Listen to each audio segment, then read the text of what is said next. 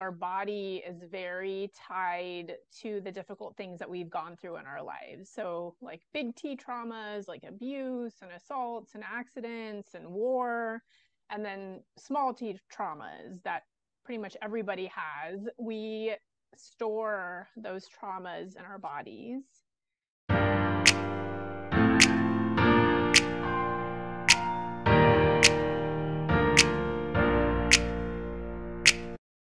Hello, everyone. Welcome back to the channel, or welcome to the channel if you're new here. Today, we have Dr. Nissa Keyashian. She is a psychiatrist, a life coach, an author, and a meditation and yoga instructor. She's a mom, a wife, and so many different things. And today, of course, we had her on the channel a year and a half ago. But in case those people haven't met you then, Nissa, first, welcome back to the channel. Thank you. I would love for you to share a little bit more about yourself. So, as you said, I think you covered it all. I am a psychiatrist. I have a private practice in Northern California. This is where I grew up. I did all my medical training down in Southern California, and then I'm back up north. I have two boys, and I'm married, just got married a couple months ago, actually. Woohoo! And I kind of stumbled into coaching a couple years ago and met you there. Yes. Hallelujah. Excited about that. And just fell in love with it. So I've been doing a lot of coaching work. I became a coach through the life coach school. But recently I have found somatic coaching and I'm like, yes, this Wow. is the coaching. This Yes. is it. For people who haven't been introduced to somatic coaching, can you explain a little bit more about that? Yeah, definitely. So most therapy and coaching is considered top down. So we're mostly approaching issues from a cognitive level, talking about them. We use a lot of our intellect. And with somatic coaching, it's kind of like if you took meditation and like coaching and you like mixed it together. And basically that's a bottom up approach. So you're starting in the body, and that is because our body is very tied to the difficult things that we've gone through in our lives. So like big T traumas, like abuse and assaults and accidents and war, and then small T traumas that pretty much everybody has. We store those traumas in our bodies. And somatic coaching helps us get to that through our body. And it's kind of like a personalized guided meditation, grounding into your body and the present moment. It's quite lovely. I am currently getting through The Body Keeps a Score. Yep. And how often in medicine, even The Myth of Normal by Dr. Gabor Mate too talks about, right, we don't ask these questions about what happened to you, and we just treat these physical symptoms. And I was just thinking, with the reduced time that we have to talk to patients and that like 15-minute interval where their questions aren't being asked and we're just treating the overt physical signs, oh my gosh, as somebody that clearly has a mental health condition that has extraordinary physical manifestations, I'm like, we are missing. That's why I was very curious. I think somatic work, meditation, breath work for people, all people, will be extremely beneficial. And I would love if you could share a grounding meditation with us today. Yeah. So if you are not driving, then you can join us, and maybe you can do this later. You can come back to it if you're driving. But if you want to just ground into your seat, relax back down, close your eyes if that feels comfortable, or else you can soften your focus and lower your gaze. And just arrive fully here in this present moment. The only moment that we ever have is right now.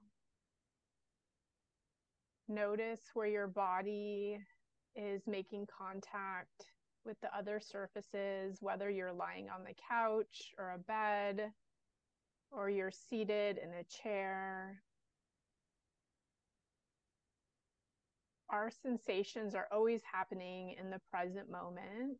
So you, at any point, if you are dealing with any challenging emotions or feeling disconnected at all, you can always ground into your sense perceptions.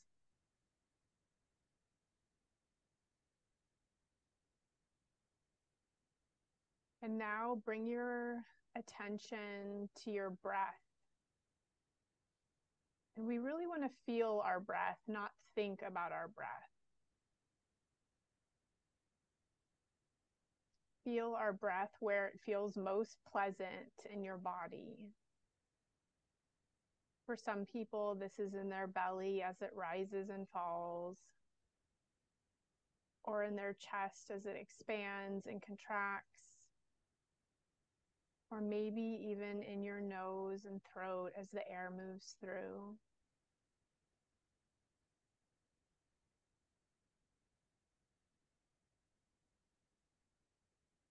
So grounding into the sensations of your body, making contact with the surfaces it's resting upon, and the feeling of your breath in your body. And then when you feel ready, you can slowly come back. Oh my gosh, that is incredibly grounding.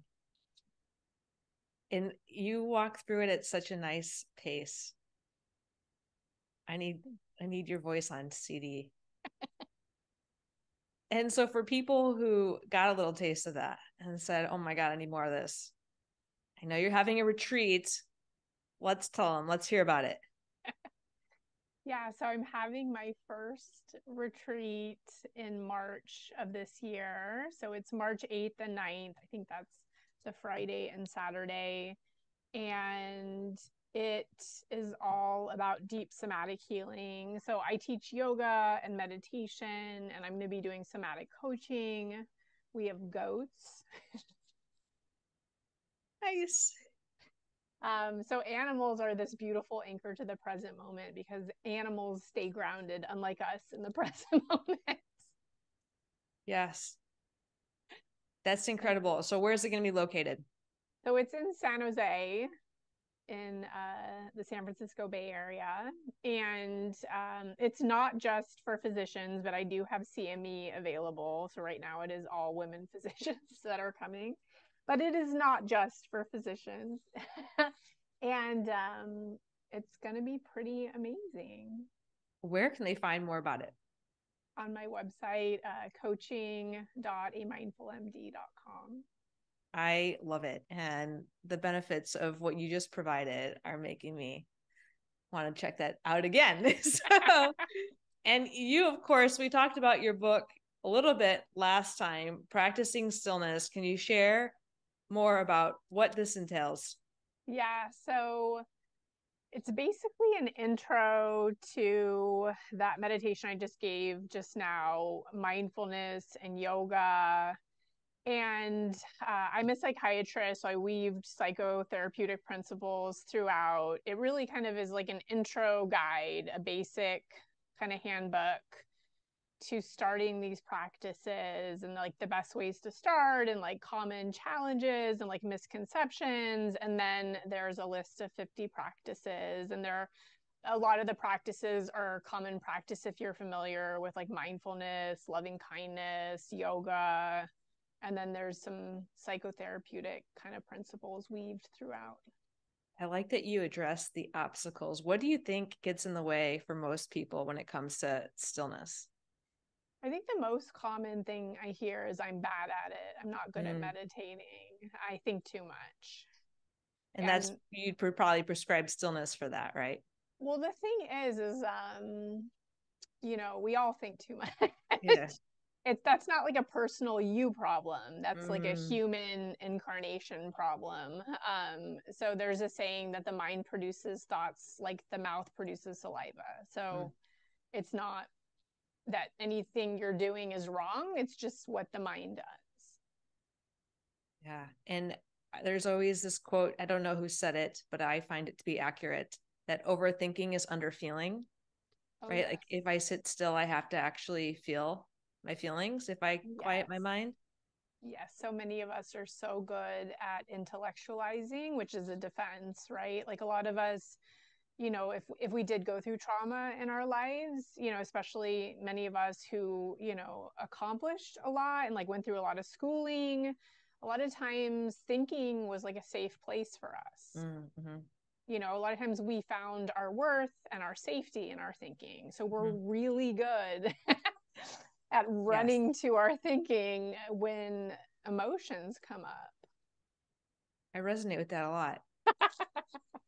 And what I've learned in trying to do mindfulness is the importance of like learning to observe your thoughts and then work through them, because we can just ruminate about things. Like if you get still, you could use it against yourself. You can just ruminate about all those awful thoughts and then feel worse. So like, of course, I'm not going to want to do that again. Right? Yeah. But you do yoga, and I was thinking like with the somatic work, the yoga, meditation doesn't have to be sitting still. No, yeah. Some people like find meditation to be really triggering. I mean, like any intervention, there are adverse effects of meditation.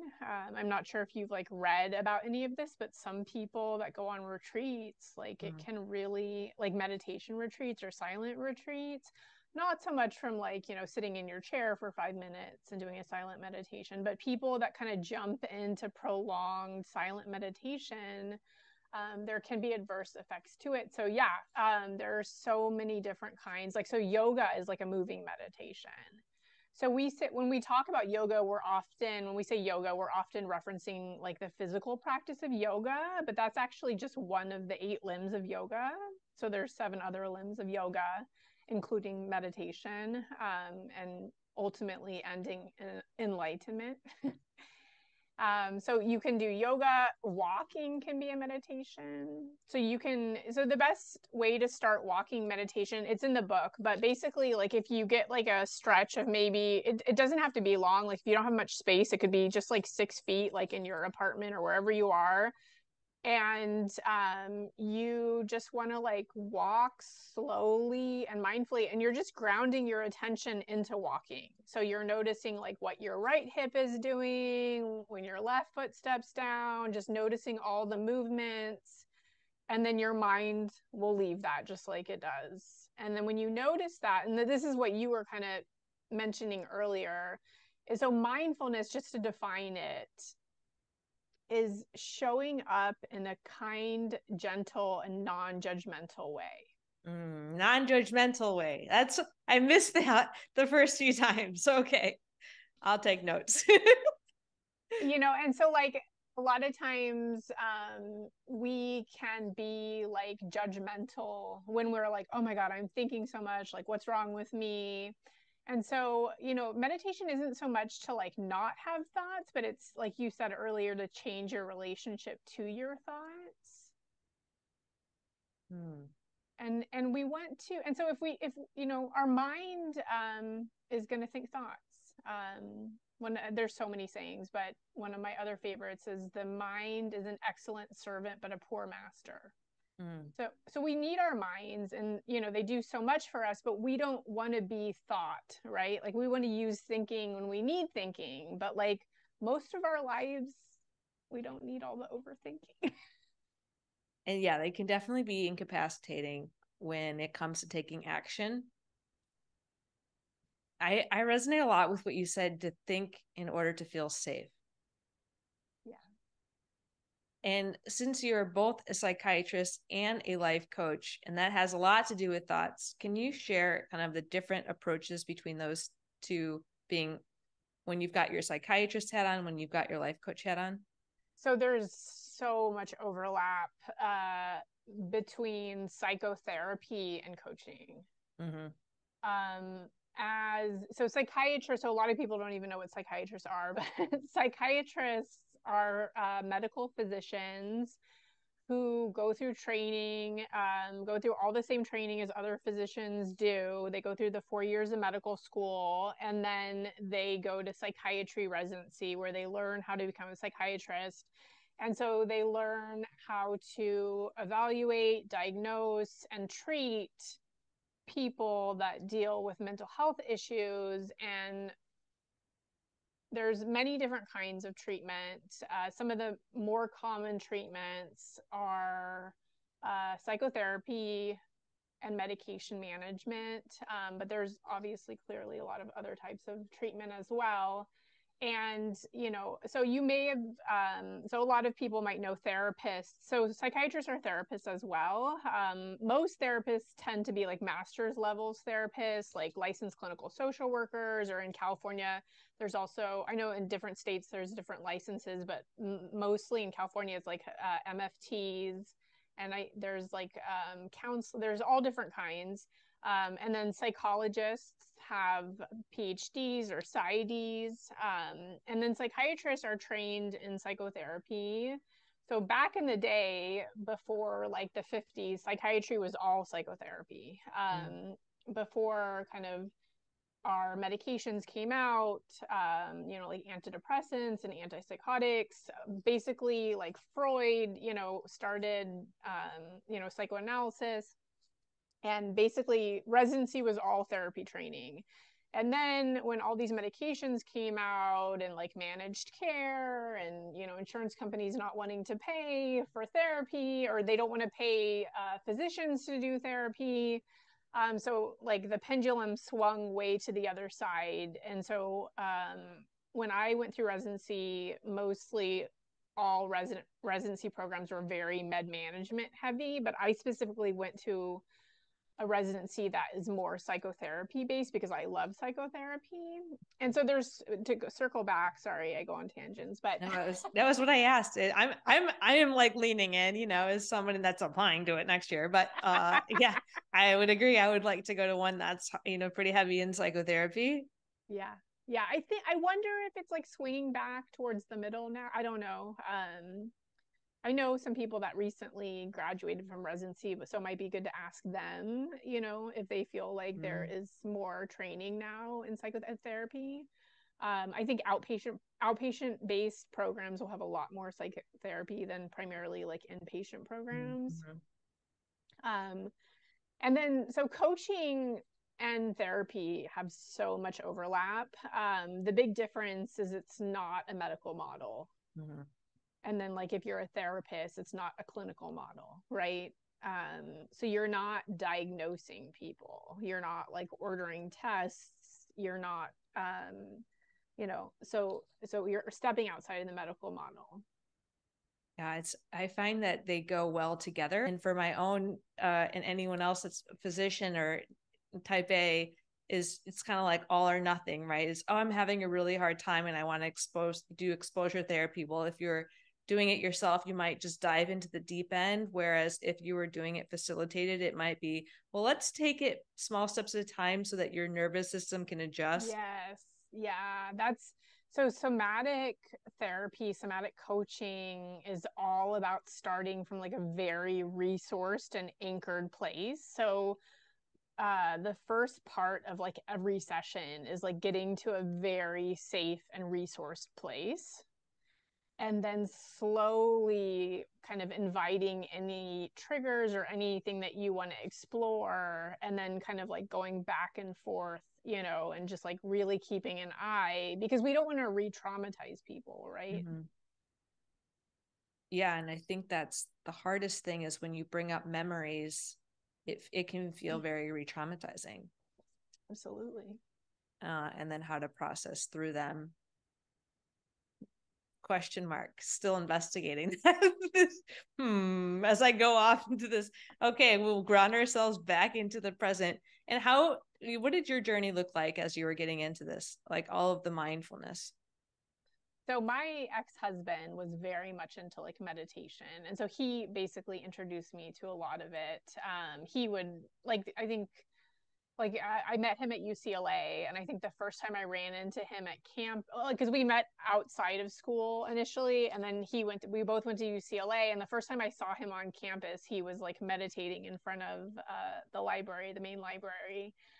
So he was very big into meditation. So I just kind of watched him meditate for a long time, you know, and then he would listen to like Eckhart Tolle, and I was like, that guy sounds squirrely, like, and like I would just like, because he's kind of funny, like Eckhart Tolle, and so he would play it like when we were going on trips and whatnot. And it was just kind of like soaking in my nervous system, like passively. And then in 2008, when I graduated medical school, I went to medical school wanting to pursue psychiatry. But then I got there and I like loved everything medicine. And then my dad was like, you don't want to work with crazy people, do you? And like my one uncle's like an internal medicine physician, and there's more stigma around mental health in Persian culture than there is in American culture. And so for a number of reasons, I ended up matching into internal medicine at UC Davis. Like we moved. My ex-husband like got a new job. We bought a house, and I started it, and I was miserable, and I left. And that was a dark place for me because I had a couple $100,000 in loans. And I was like, a lot of people do stupid things in their 20s. Like, I went to medical school. People make mistakes. Like, and I was just like, I was in a dark place. And my ex-husband had bought this book called Calming Your Anxious Mind. And it's like a mindfulness book for anxiety. And I had a very anxious mind. And it was like on the bookshelf. And I started reading it, and I was like, okay. And then I started listening to like Eckhart Tolle, and I was like, I was going to, I went to a partial program for a little while because I was in such a dark place. And then I started seeing this therapist. It was this elderly woman in downtown Sacramento, and it was like this old house in Sacramento, and she was like on the second floor. She was like the only one up there. It was like converted offices, and I started seeing her. And then like at one of our sessions, she's like, what did you want to do before you went to medical school? And I was like, oh. I was like, I wanted to be a psychiatrist. And then I like left, and I actually went to my dad's because my dad lives in Folsom, and I was like spending a lot of time with my dad at that time. And I was like, Dad, I'm going to apply for psychiatry residency. And he's like, you want to work with crazy people? I'm like, I do. Isn't that fascinating? And it's similar because in undergrad, I wanted to be a psychologist, and my dad deterred me from doing that. So I went into dentistry because a lot of our identity and our psychosocial impact, like feelings about ourselves, is through our mouth and our face. For me, I love the patients because we had 3-hour appointments. So you got to listen while you were waiting for each step to be checked off. I got to hear all about the patients. I was like, but this isn't for me. So I pursued oral surgery to go towards medicine and to help with, again, the psychosocial aspects of if you had a congenital malformation, to help that patient, but help them at a human level. But then when I went to surgery, I was like, this still isn't for me. And then in med school, I like my program director's like, okay, you can do surgery, but every time you come back from psychiatry, you're glowing. You love it. Like, because you get to actually talk to the human and hear about the human. And I was like, I want to do palliative care, psychiatry, and I was very grounded in it. And now how many years has it taken to finally get to the place to, because like you, it's like, right, oh man, when things deter us from that vision, and we think too much, or we take in other people's opinions too deeply, and we veer off course. And then mine had all the dental school loans, and people always saying, how could you just leave that all behind? I'm like, for a better future ahead, right? Because the dark place that you got into, I get it. Yeah. Thank you for sharing that. So many parallels. Yes. It was funny because like when my dad was like dropping me off, I think I was like going to UCI Irvine for like a interview like a couple months after that. And when my dad was like dropping me off at the airport, he was like, just blame it on me. Like he was kind of laughing, joking, and I just like looked at it. It's not all my dad, but it's just like funny. Yeah. And just like we say that no one can make us do something. People can influence us, but ultimately it's our decision. And I had so much shame about leaving internal medicine. I had nightmares for like the longest time. And it's funny because like I think I'd processed so much of this. Like when I went to the interview at the program I went to, I was so ashamed. I was like so worried when people were gonna ask me like what happened, why'd you leave internal medicine, you know, and like the program director, he like asked me that, and I think he could tell I was like just like basking in shame, and he's like, well, at least you know what you don't want to do. And I'm like, thank you. Isn't it amazing too? Because I left surgery in 2017 and I didn't write about it or share it until 2022. So for 5 years, I was in guilt and shame and lonely and thinking my life wasn't worth living and that I was worthless. And how many people resonate, right? When you share that. And there was a person who just left general surgery on Twitter and posted about it. And over 1 million people like had seen it because like there are all these shared stories. And if you don't know it, and that's when Brene Brown's work of vulnerability comes in, it's squashed the guilt and shame through being vulnerable and talking about it. And you realize not only is there nothing to be ashamed about, but it's so common. Absolutely. And it's funny because like even though I like, you know, I went to psychiatry and I finished and I started practicing, and I was practicing for like, I don't know, like 8 years or something, but I still had this like shame around what happened in internal medicine. Even though I knew I was like back in the right place in psychiatry, even though I knew I'd made my way home, I still had like shame around how I left internal medicine. And it was funny because just like in 2022 when we were in the EWP together, Melanie coached me on that. Like I had this thought like I couldn't do internal medicine residency, and she was like, Nissa, if your son's life depended on it, do you think that you could have done it? And I was like, you're right. She's like, it's not that you couldn't do it, you didn't want to do it. And it was like weird to me because I had done all this therapy and this work, and I was like, that's why I love coaching, you know, like I feel like at first when I saw coaching, I'm like, you know, other women physicians, I'm like, who are all these, you know, like women from other or men, you know, from other medical fields, like wanting to do therapy and like be psychiatrists. Like, what is this nonsense? But it's just like, it's amazing how awesome it is. I agree. I was skeptical because I had gone through so much therapy as an adult. And what does this have to offer that's different? But the fact that it doesn't focus on diagnoses was helpful for me. Yeah. Because it didn't label me and make me feel broken. And like when I was going through depression and I identified as being depressed and like what's wrong with me, and realizing that your depression is a signal. Like if you're so like just down and depressed while you're in internal medicine, well, huge Martha Beck fan, right? The way of integrity. Well, it's because you're on the path that you're not meant to be on, right? Of course you're feeling depressed. Yeah.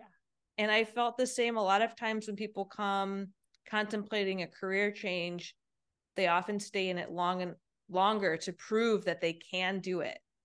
And that was something I resonate a lot with what you said, because for years, I just went back to my oral surgery program in October, so a couple months ago.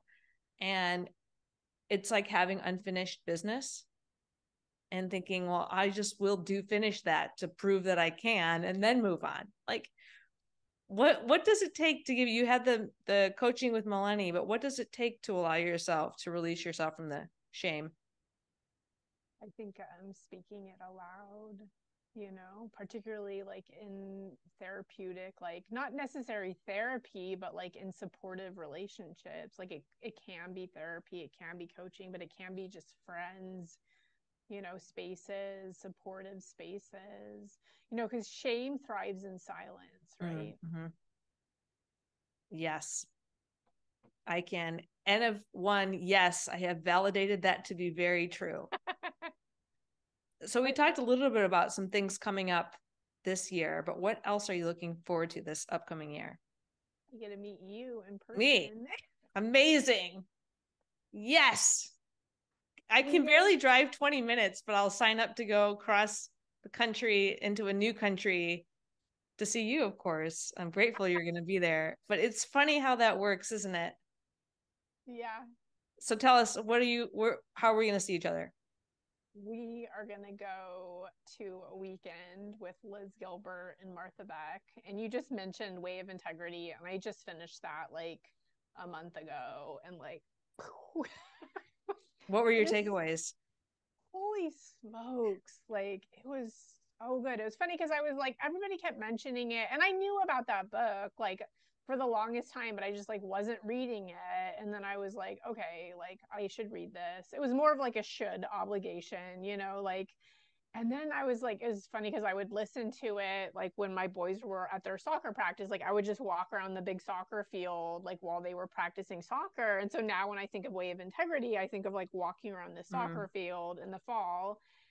And it was so funny because like I told my sister about it and like she loves it. And yeah, it's so good. I love it so much. Like what you just said, just like how important it is to just like quiet down. And that's where like the meditation can be so helpful, right? Like to quiet down and like, what do I want, right? Like other people's opinions are none of our business, right?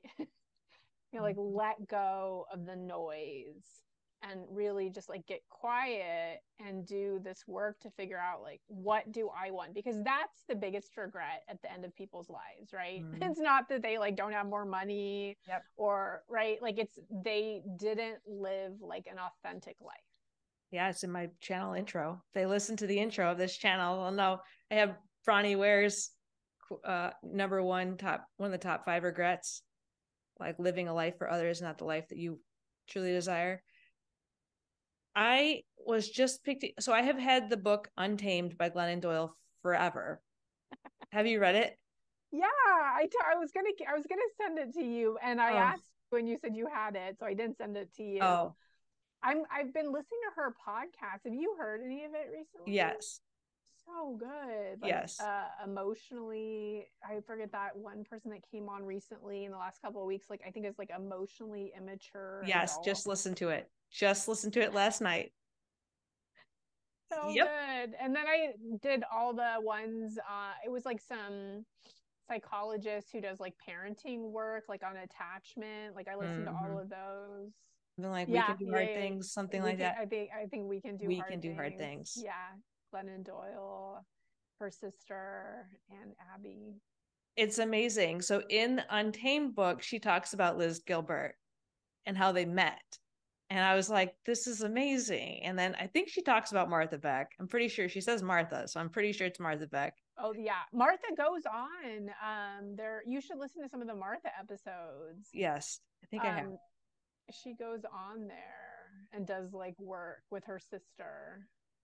So I just want to hang out with all those people, right? I want to hang out with you and all those people and just have a conversation, even though we're introverted. So like we could just vibe off of each other's energies. Like, right? I'm pretty sure most of those people are introverted. So just like I know that for sure Glennon Doyle is because she talks about it a lot in her book. Yeah, I went. I don't. I think I went to Sunny's retreat in May, where Liz Gilbert was there in Puerto Rico. That was. It was so funny. I was so exhausted and so stressed out getting there and just everything. But I think I like literally cried for like just like 2 days. It was so funny because like I don't know if you know Anna Larson. Yes, I do. She's like one of my favorite human beings ever. Yes. You should have her on the YouTube channel. Okay. Let me tell you, I she's don't like get come on amazing. my YouTube channel. She's like one. Your invite is right here. She's like one of my favorite humans ever. But like after like so that's where I like rekindled my love for breath work. So Victoria Albina is a Yep. somatic coach and does breath work, and she did a breath work session there. And I had done breath work one other time. So when I say breath work, I'm talking about like circular breath work. So it's kind of like deep, intense inner work. It's kind of like psychedelics, but the nice thing is you have a lot more control in breath work than you do with psychedelics, among other positives as well. But I had done breath work one other time in 2015. Um, I was going like, so at the beginning of 2015, I was like, I'm going to start doing yoga.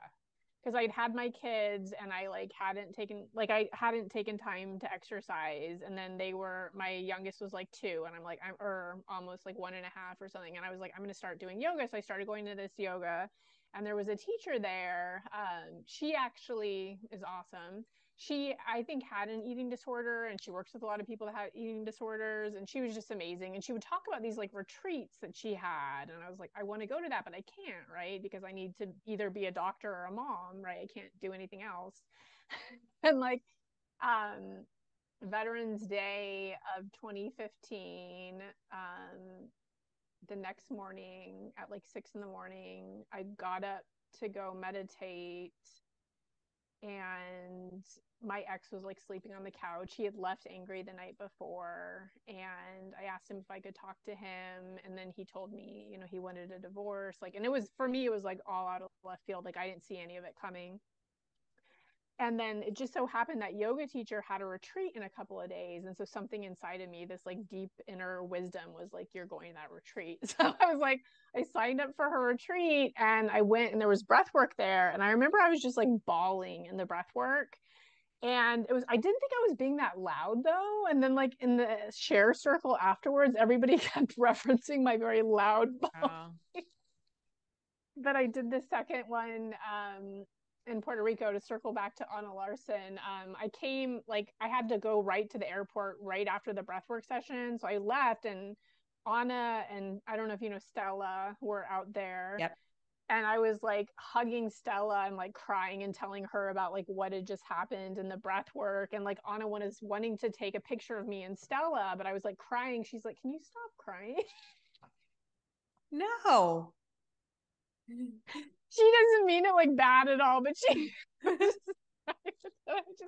the whole weekend I was just like bawling my eyes out. But Liz was amazing. Liz Gilbert was amazing. What made it amazing?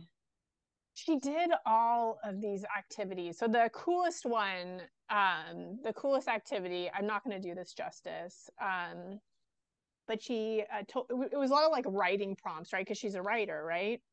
And she gave us this prompt. She said, I want you to spend like the next 10 minutes making a list of everything that you're powerless over.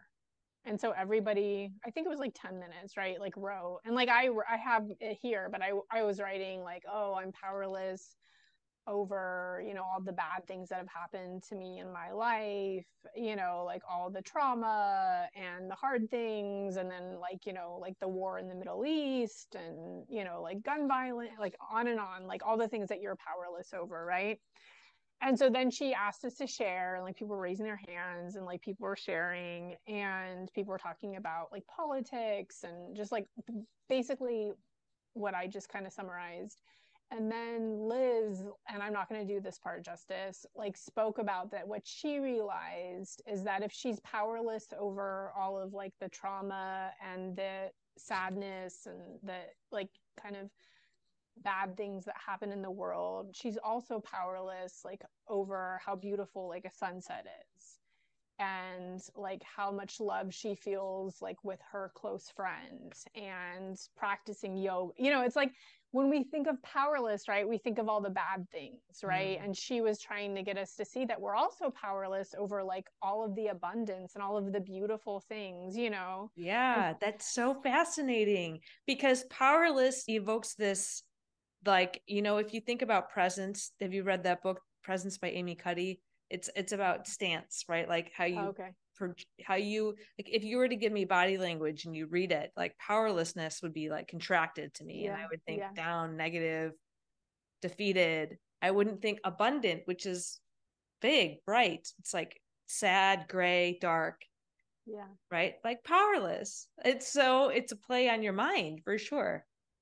And then she had us make another list, and it was so cool because like I was talking about kind of all the hard things in the first list from like my childhood, and then I was like I'm powerless over the fact that, you know, we had a cabin in Lake Tahoe and I got to grow up like skiing and snowboarding, and, you know, like, or the fact that how involved my mom was and like how much she took care of, you know, just like all these things, you know, that we didn't choose those. I mean, some people think you choose your parents, like, you know, before you're born, but like we didn't consciously choose those things.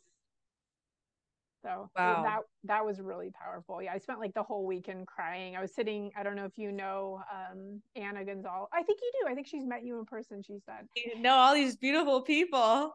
But I was just like sitting next to her the whole weekend just crying. She's like, are you okay? I'm like, yeah, I'm okay. And let's talk about that for a second, though, because when people cry, they often say, I'm sorry, or we hand them a tissue when Yeah. it's an outlet of the emotions, right? Yeah. And to allow that rather than feel. So for me, when I was younger, crying was not good. Like if I cry, it elicited more anger in a person Oh, that yeah. was unsafe for me to cry around. So I learned to hold my breath. I almost pass out anytime I want to cry. So even in therapy, if I'm going to say something that's going to make me want to cry, I just won't say it because I'm not able to say it without allowing the emotion. And so that has been taking observation, like, oh, I wonder why I minimize everything because I don't want to cry. Why? Because when I cried when I was younger, this is what used to happen. Okay, let's ground ourselves in the present and unlearn to relearn, which is mostly what adult life is all about, right? Yeah. I mean, all the time, you know, people come to their psychiatry appointments with me and they'll start crying and they like, I'm so sorry. And I'm like, that's the point of what we're doing Yeah. here, you know? One of my favorite writers, Anne Lamott, says, let the tears like bathe and baptize you. You know, there's so much healing in crying. You're like, we were all like conditioned to kind of like suppress negative emotions, you know, because it's like a generational legacy of trauma, right? Like when our parents were small and they had negative emotions, you know, their caregivers didn't support them and their negative emotions and they felt like it was an emergency. So when we had negative emotions when we were little, like they felt like they were an emergency and they want to shut it down Mm-hmm. Yes. quickly, you know. And so we suppress all this stuff, and that's why we say, like, you know, when I'm teaching yoga, I talk about like opening our hips because that's where we store our childhood trauma in our hips. And like what you're reading, the body keeps a score, you know, like we suppress all of that. Yeah. And it manifests a lot of things. Like when we talk about the e-disorder, like for me, internalization of all the emotions is why it gets to a point where those e-disorders behaviors will arise because it's so overwhelming, the emotions, that it's just like any other whatever people use to numb themselves out. Like that's the role for me. Yeah. And like if you allow yourself to process and to feel rather than to hold it all in and internalize, then that can reduce the amount of coping skills that aren't helpful for us. And in the myth of normal talks about a lot of like the autoimmune diseases that, you know, arise from keeping things in and storing trauma. And I believe it. I believe it's true. I posted like a quote from the myth of normal in Empowering Women Physicians. Can I read it right now? Yes, please. So this is like talking about when he, I think the quote kind of explains it all. So I'll just read the quote. The temple had hosted many Europeans and North Americans, but never a group of medical workers. And the Shipibo healers reported afterward that, to their own surprise, they had never worked with such a heavy bunch. As healers ourselves, they said, we must face all the pains and traumas people bring to us, but we take care of ourselves. We regularly clear those energies out of our bodies and souls so they do not accumulate and burden us. We expected you medicos to have done the same for yourselves, but no, we found you came here weighed down by the griefs and heavy energies you have all been absorbing for years and years. Oh my gosh. I felt that in the heart. I just did an energy clearing session with Diana Londoño. Oh, awesome. Yeah. And I find our healthcare system to be very hypocritical, right? Is like the most unwell system. Patients are unwell, and then the people who work in it, like who the heck can stay well? Contemplating, you know, when I was going through my restlessness and like, I think I'm going to apply to psychiatry. I'm not. I'm not. It's because the residency life is so, I don't know if traumatic's the right word, but I think traumatic is the right word. Yeah, you have to ignore your human basic needs and make it through. And does it have to be that way? And like the nurturing side of myself was like, oh, maybe you should reconsider. And I was like, I can't ignore this desire any longer. But man, is that we definitely need to change the way that we practice medicine and bring the humans back into the healing. Well, thank you for this wonderful discussion. What are some takeaways you want to provide the audience today? So I think if you can start even like a 2-minute meditation practice, and it doesn't have to be anything, it's best if you can pick a time like first thing in the morning for like 2 minutes. It's best if you can do it the same time every day, like right when you wake up or at lunchtime or like when you get in your car or like before bed. A lot of people tell me they do sleep meditations, which are awesome, but I think if you can do 2 minutes where the goal is to stay awake, I think that's good. Yeah. And check out the Self-Compassion Break by Dr. Kristen Neff. That is so huge. Yeah, I'll put that link in the comments. I find that doing the mindfulness during the day and being present during the day allows you to sleep better. So people are, oh, I'm going to do this at night so I can sleep better. Like, oh, no, you're just going to ramp up the thoughts that come rise, right? If you can do it early, and then if thoughts are arising, like you said, stillness isn't to not think, but to learn to kind of change your thoughts, observe and change the thoughts that need to be modified. But if we can do that early in the day, then you're not leaving all the stuff for nighttime, then you can sleep better. Yeah. Yeah. I love doing it first thing in the morning. And 2 minutes, you said. I would start with 2 minutes, because like one of the other biggest obstacles that people say, so the first thing, like I said earlier, is I'm bad at it. And the second biggest thing is I just can't do it, because people start out with like too much time. Like if you are not used to sitting quietly with yourself, like starting out with like 10, 15 or more minutes, like that's really hard. And we want to like support ourselves in developing these habits, right? And so we're like in January, right? And everybody like, often has these like big like goals that they have, and like one of my favorite quotes is Arthur Ashe. He said, start where you are, do what you can, use what you have. So just like little bit by little bit. And then when you can do 2 minutes every day, and if you don't do a day, don't beat yourself up, right? Remember, this is a kind, gentle, non-judgmental awareness. If you don't do it, let it go and start again the next day. It's so fascinating how many US values just came out in thinking like all or nothing. I have to do it at full force or not do it at all.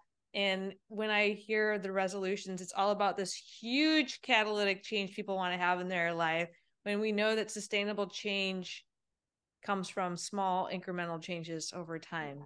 But we want that quick fix, just like why medicine has become, higher use modality in the healing practices. So I really, this 2-minute thing is permission to start with 2 minutes. And where can people find you? So I am on Facebook and Instagram at amindfulmd. Come say hello. And then they can learn more about all the different, what do you call them, pillars of yoga? So this 8 limbs of yoga. Limbs. Sorry, yeah. Limbs. Yeah. Pillars. 8 limbs. Pillars is okay. 8 limbs. Same thing. Pillars, limbs. But it's really good stuff. And there's so much overlap with mindfulness. But it's all super good. And if you want to check out the somatic coaching too, you can sign up for coaching on my website. Heck yes. Awesome. Well, I'm going to share your links down below. Thank you so much for being here today. It was so good talking to you. I can't wait to squeeze you in October. I know. Well, we'll have to have another video, a post-October session, to tell everybody what it was like. Yes, all right. Please. Until next time. Bye.